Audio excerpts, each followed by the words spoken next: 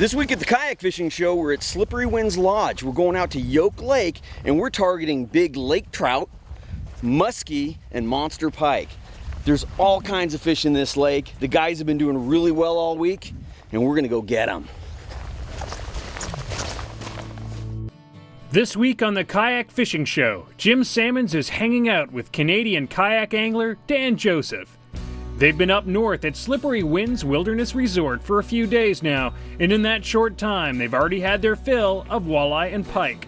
Changing it up is only a matter of switching lakes, as each of the 6 pristine lakes has its own dominant species. Today they plan to hit Crossroute Lake. Rumor is it's home of a thriving community of healthy largemouth. So looking at this map, this is the lake we've been fishing. The lodge is X. So we just had this short portage.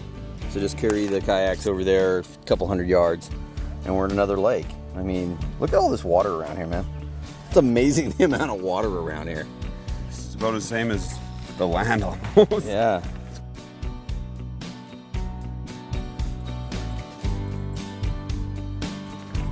Come on, where's your handle? There you go. So that's not giant, but it's certainly not one of the little tiny dinks. One of the many different types of fish you can catch here at Slippery Winds. 6 lakes you can fish around here.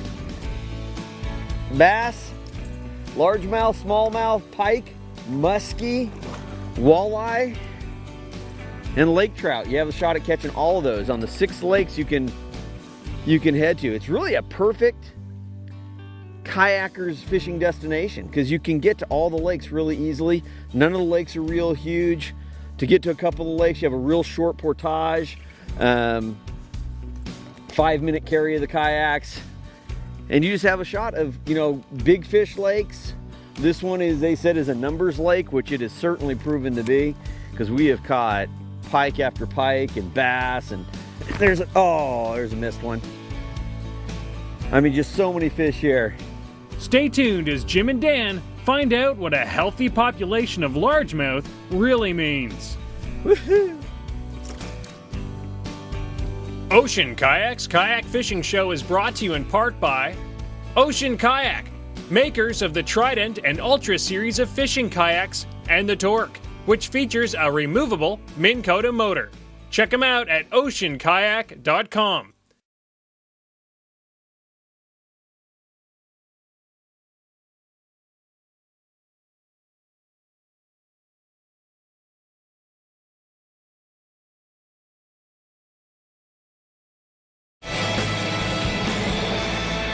Ocean Kayak's Kayak Fishing Show is brought to you in part by Seaguar, always the best in fluorocarbon.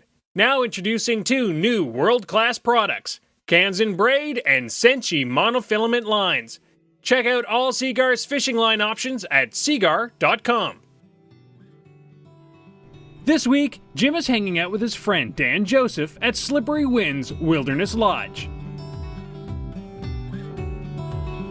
Dan Joseph is a hotshot kayak angler from Gatineau, Quebec. He and his brother Emmanuel have been rocking the Canadian kayak angling scene for the last few years. They've gained a reputation for pushing the sport as far as freshwater will let them go. I don't know how serious a fisherman I would be if it wasn't for kayak fishing. I like I said, I've been fishing most of my life, but it's only when I got to kayak that I started doing it, 3-4 times a week. And I wouldn't use words like obsessed, but yeah, it's pretty close, I guess. It's textbook walleye fishing, guys. Just find the bottom, nice jig, catch big walleye. To break it down, we're basically just on a plastic platform and just doing whatever we want with it, You want to fish shark, you can do it. You want to fish marlin, you can do it. You want to fish panfish, you can definitely do it. It's like the sky's the limit with this thing, and it's just been so inspiring, No, you don't have to run to the gas station every 2 hours. It's not. It's obviously better on the environment. It's just there's nothing about the sport that I see as bad for anyone. Dan has a rep for catching big muskie, and he thinks he knows where a few might be hiding on the big lake. But today, the guys have reached the shores of remote Crossroute Lake. A hard hike through the woods has revealed hundreds of feeding largemouth bass, right on the shoreline and ready to feed. The boys hit the water, drooling for some bass action. There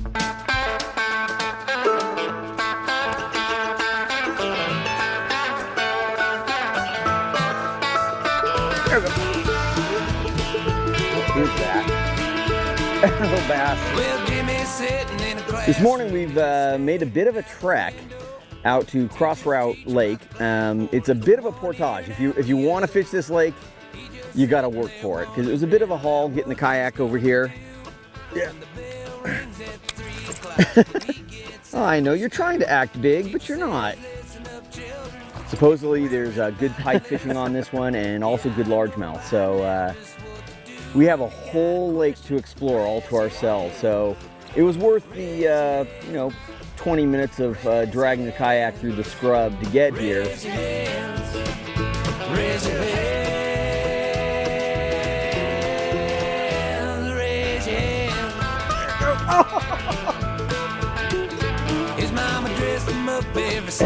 Nice one. I've got all these fish on this Terminator spinnerbait. And you can see the shape on it and everything is still straight with the titanium. It's holding its shape really well. The blades are in good shape, but the head is just beat up. The skirt is got a few strands left is all. This is about the fifth trailer tail I've put on it. The thing has just been getting hammered. Oh man, if a guy like me can have that many bass, I can just imagine what a true bass fisherman could do in here. Oh, there it is. There it is. Oh man, this guy's hunkered down. That's a good bass. It is such a kayak-friendly location. I mean, with all these lakes around here, that's a nice bass. So many fish. I mean, my thumb is a tattered mess from all the bass today. Oh yeah, that's a bigger one. It's a great kayaking place. I mean, we had the other day, over 100 pike. Today we had smallmouth, largemouth. I mean, you couldn't ask for more. To find the hard-hitting topwater hits of largemouth bass takes a good pair of sunglasses and a high vantage point. Kayaks often make this difficult or downright impossible. But there is a solution. Jim looks at how to stand on your kayak in this week's Kayak Fishing Tip of the Week. For offshore kayak fishing, I really prefer a kayak that's fast, paddles well, handles swell, and surf. But for certain species, having a kayak you can stand up on is a huge advantage. Now, flat out, some kayaks are better for standing in than others. The problem is, if you get one of these boats that's so stable you can stand in it, oftentimes you don't want to paddle it because you've really gotten a big, slower boat. You have to balance speed versus stability. What you can do, though, is get some Scotty stabilizers and put them on that fast boat. Now you've got a boat that's fast, but then I can stand in it when I want to. I slap those on real quick and I've got a standing platform. I lift them out of the water and I've got my good fast paddling kayak. I will say this, if you're gonna start stand-up fishing in a kayak, make sure you have your gear leashed. Go out there and practice it maybe without the gear on your kayak, because let's face it, if you're going out there in just the kayak with no stabilizers, the chances are you can fall over. So make sure you have all that gear leashed and you have your PFD on. So if you want to see the fish, stand up. Get out there and practice. Check out the Scotty stabilizers. I think you'll like them. Until next time, I'm Jim Sammons, and that's your kayak fishing tip of the week. Jim and Dan have found the big bass, and Crossroute Lake has provided the perfect chance to test out some different lures.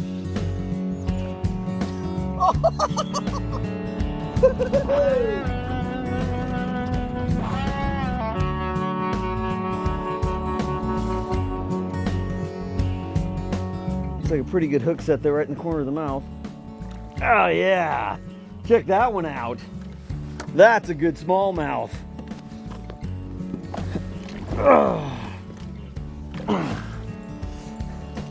It's heavy too. Definitely got some weight to him.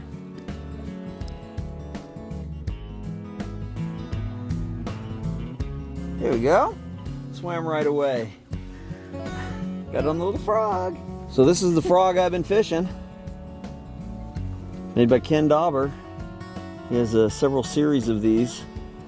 One of the cool things is when you're in an area where there's a lot of pike, where you're going to get your lure cut up. A lot of frogs, once they get cut up, they start taking on water and sinks. This one's foam. The whole thing's dense foam. So even though you get some cuts in it, it's still working just fine.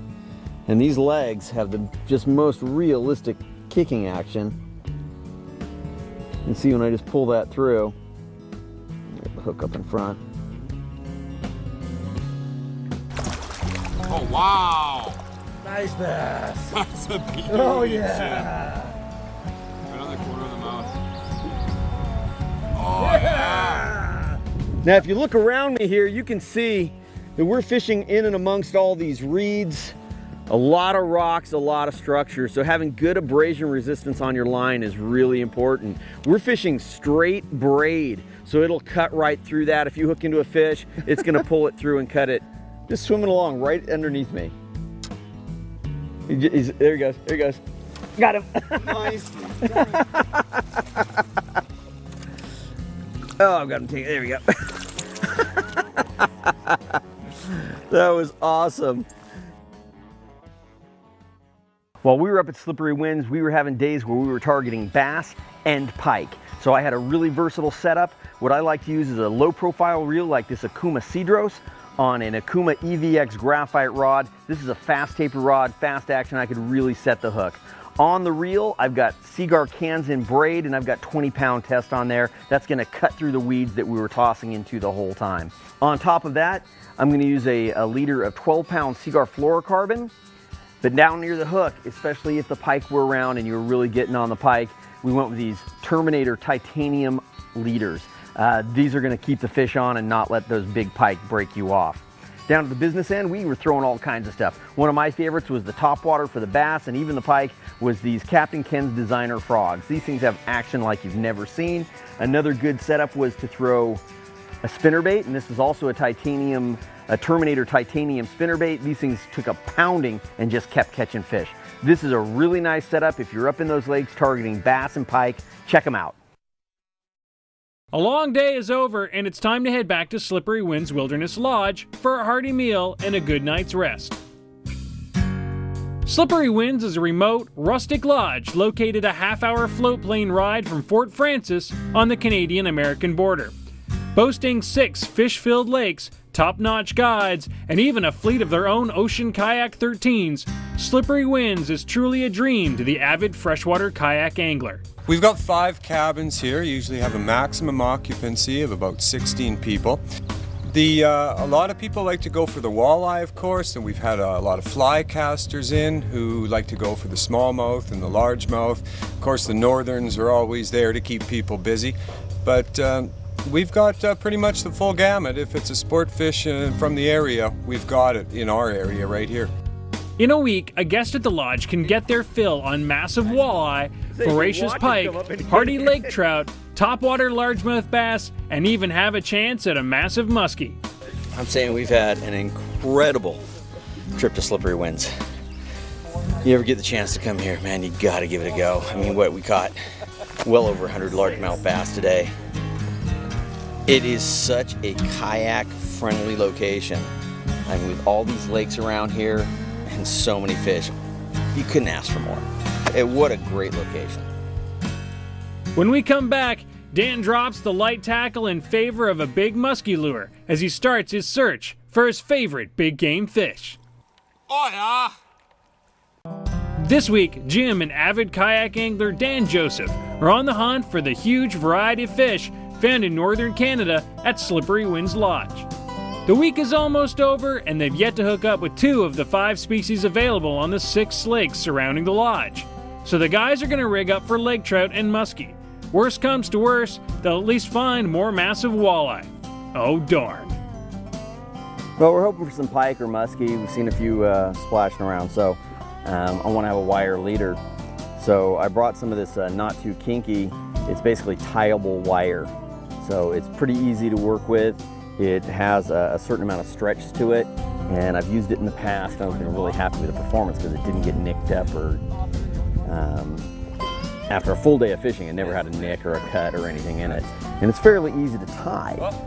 This one is a 65-pound test. I just cut off a section of it, and I'm just gonna attach a swivel On the other end, I already attached a small clip, and that way it's actually one of these tactical fishing by tactical anglers, and there's these clips, and it just makes it really easy to put on and off your lures.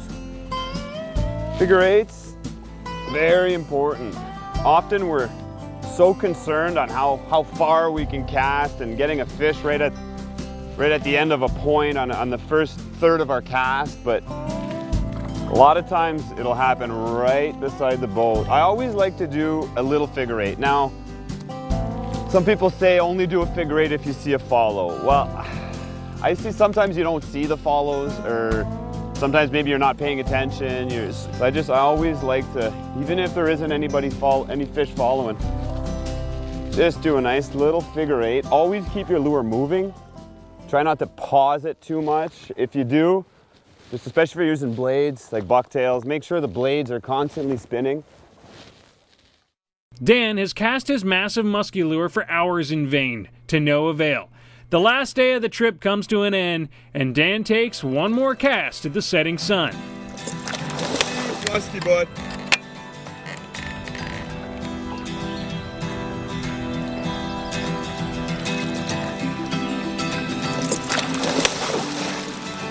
That's it.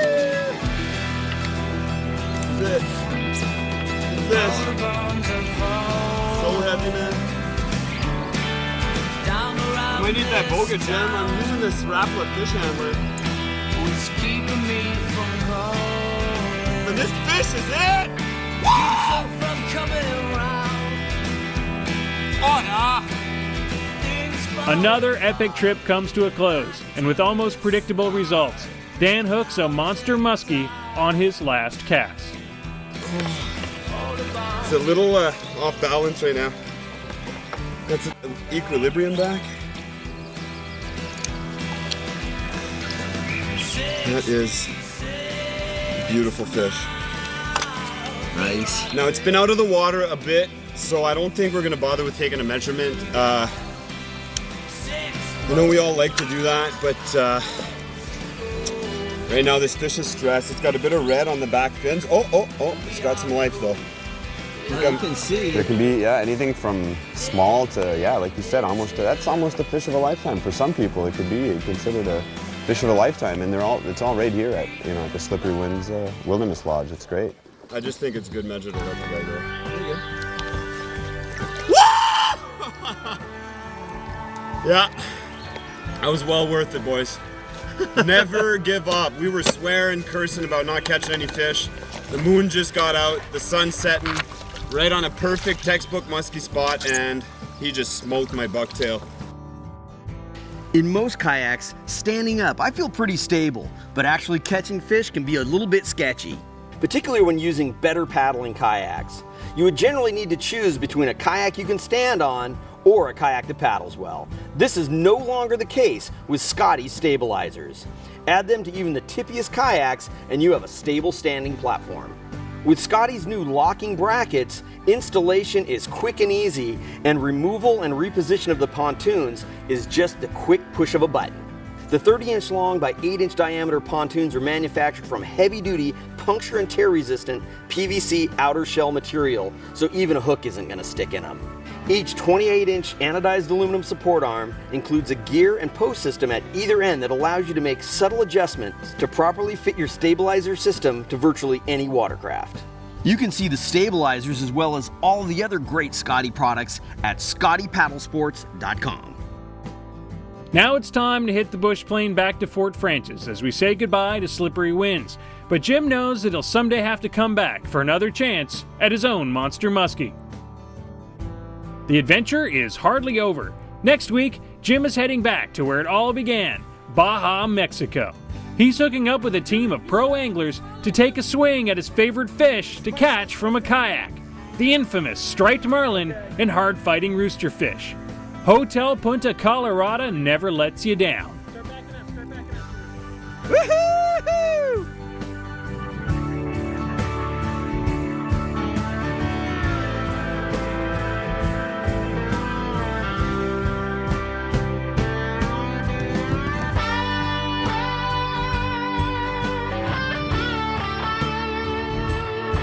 tips or information on how you can join me on a kayak fishing adventure, visit jimsammons.com.